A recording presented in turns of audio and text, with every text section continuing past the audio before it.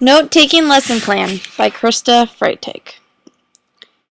When I was first given this assignment, I made contact with Mrs. Lateski, and she said that they would be beginning a research paper soon, and asked if I would like to help.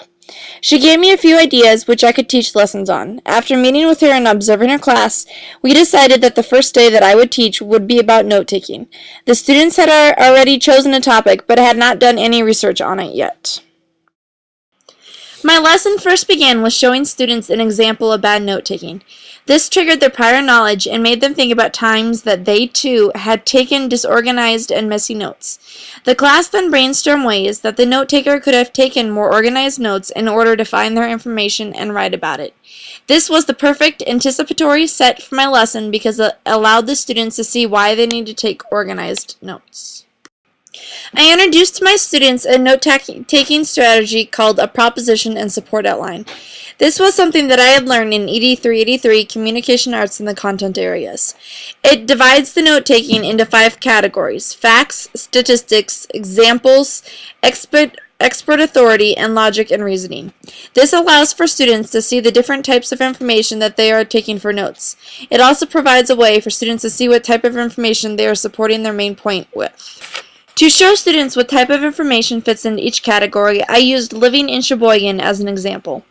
This allowed students to brainstorm what they thought to be ideas that could fit into each category. I then shared some of the ideas that I had come up with as well. For the first category, facts, I said that an example of a fact could be Sheboygan Lutheran High School is a high school in Sheboygan. The second category is statistics. I was pleasantly surprised when I mentioned this category because I had all types of examples from the students. One student even knew the exact number of people that live in Sheboygan. At first, the students had a hard time figuring out what an example of an example would be. After a little prodding, I was able to use each person in the class as an example since they all live in Sheboygan. The fourth category, expert authority, gave me all types of answers, even some that I had not thought of before. The class suggested talking to mayors, townspeople, and those that had lived in Sheboygan most of their lives. I even got specific examples of people that the students knew personally whom they could interview for expert authority. Logic and reasoning is the last category, and this stumped the students at first.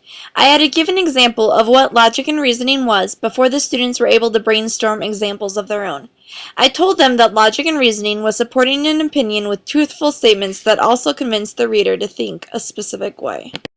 This is an example of a proposition and support outline. You can see how the 5 categories are separated, and there is room for each student to take notes under each category.